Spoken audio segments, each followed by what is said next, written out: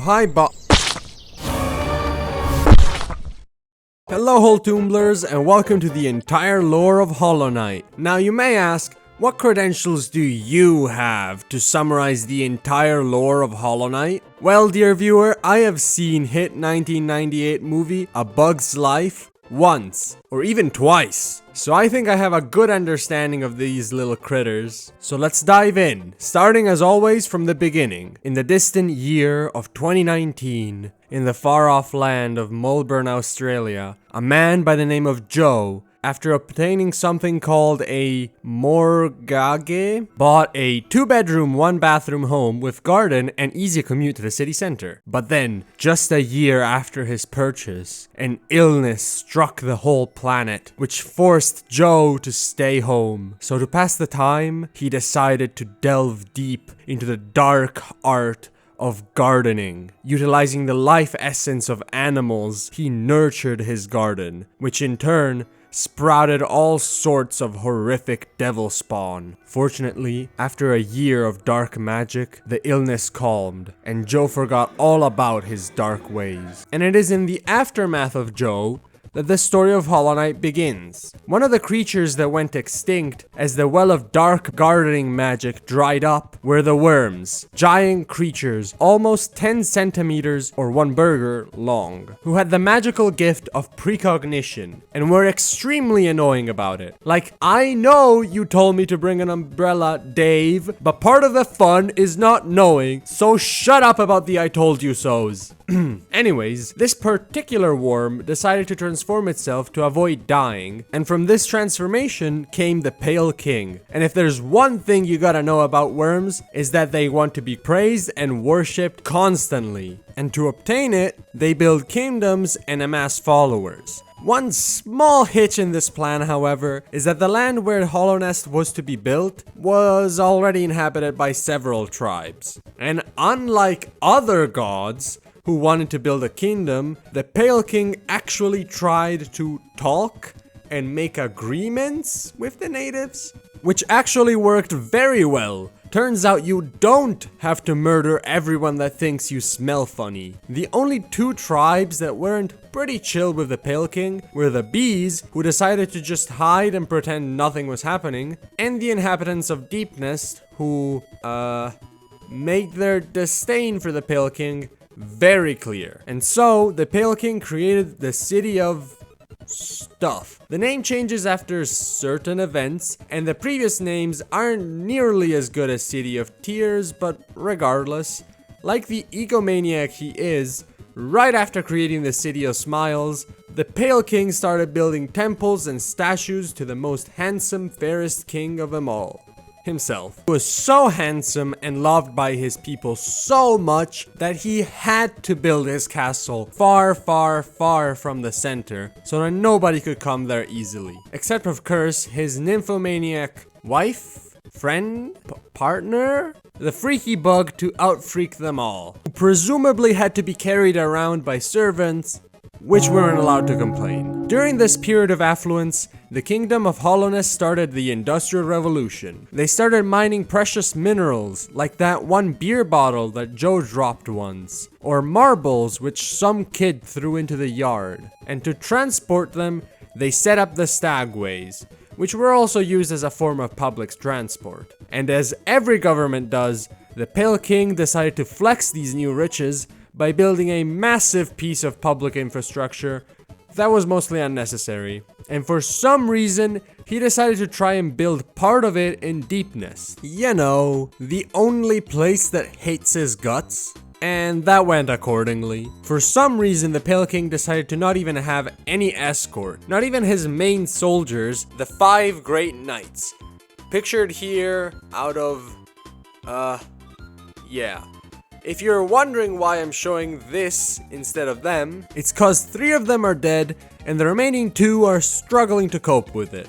So clearly things got out of hand. But how? Well, you remember that the Pale King made pacts with the tribes to bring them in? The Moth tribe already had a god, a flashlight that Joe dropped. But when the Pale King came knocking, the Moths decided to abandon their bright, radiant god in favor of the emo you wouldn't understand god, This slightly upset the flashlight, and so it unleashed a bioweapon on the entire kingdom of Hollownest that infected those with weak wills in their dreams.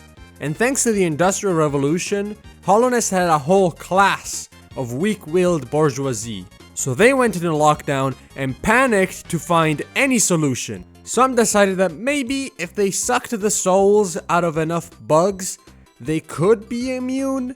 But no, it just gave them magical powers and got them corrupted faster after killing like thousands of bugs to collect their souls. Meanwhile, the mantises just shrugged it off, cementing their position as absolute giga-chads. There were exceptions, however. One of the lords willingly infected themselves and their followers with the radiance to gain more power. The Pale King knew he had to do something, or otherwise there was not gonna be anyone left to call him beautiful and fair and totally average height. The Pale King was already experimenting with something called the Void, a liquid made from the remains of a 3 Days Grace t-shirt that Joe threw into the garden once, and 6 cans of Monster that went bad and Joe just couldn't be bothered to properly dispose of, so he drained them into the garden.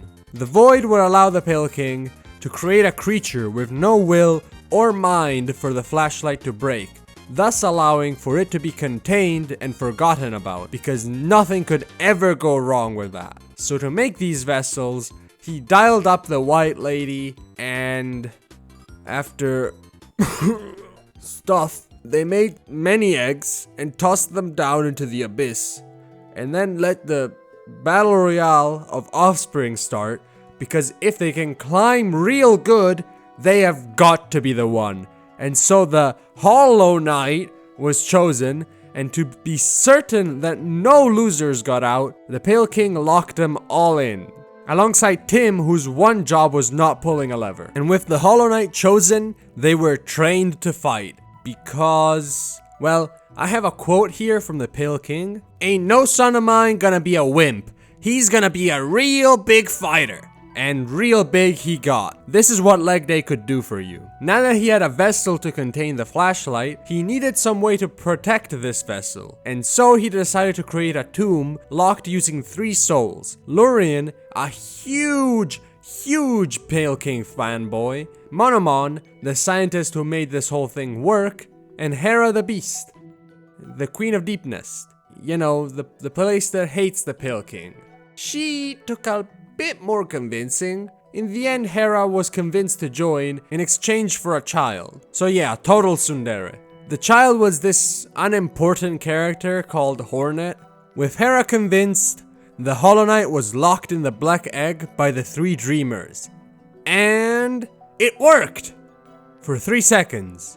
Turns out the pure vessel wasn't so pure after all. The time it spent with the Pale King had changed it. So what I'm saying is the Pale King had to be an even worse dad to make it work. Having exhausted all possibilities, the Pale King filled his home with buzzsaws and thorns and teleported it into the dream realm, so that nobody could come blame him for not doing anything useful.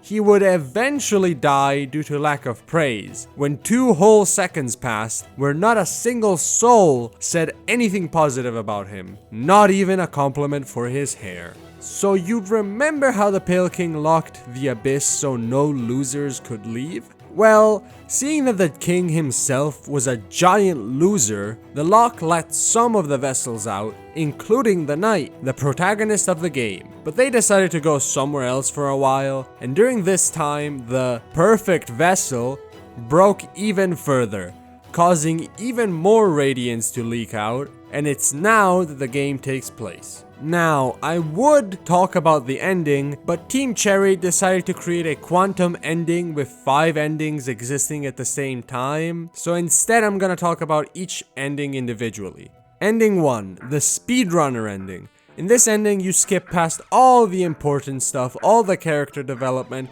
and instead just collect all the dreamers and kill the Hollow Knight to take its place. It's implied that unlike the previous loser, you can actually contain the radiance, but other than that, you are just replacing the previous vessel. Now, if you don't skip past all that stuff, you will learn about the past of Hollow Nest and your past, and obtain the Void Heart, which is key to literally every other ending in the game. In ending 2, some random character stuns the Hollow Knight so you can hit it with a Dream Nail or something, but you just kill it real hard, and that rando gets stuck in there with you. Oops. If instead you take the opportunity to use the Dream Nail, you are transported to fight the flashlight itself, which you do and defeat it using the power of the void, getting the third ending and thus eradicating the radiance and curing all afflicted, theoretically. The last 2 endings require you to beat a long boss rush, at the end of which you transform into Edge itself and supposedly go out on a rampage to battle this rando, which for some reason keeps showing up. And the alternative is a showcase of the dark power of gardening, as you still transform, but a nice flower completely obliterates you, saving Hollow Nest. And that was the entire lore of Hollow Knight if you squint really hard. A lot remains unknown about the lore and will probably stay that way, since instead of making a sequel, Team Cherry decided to make a farming sim with this random side character. So the mystery of Joe and his forgotten garden will remain.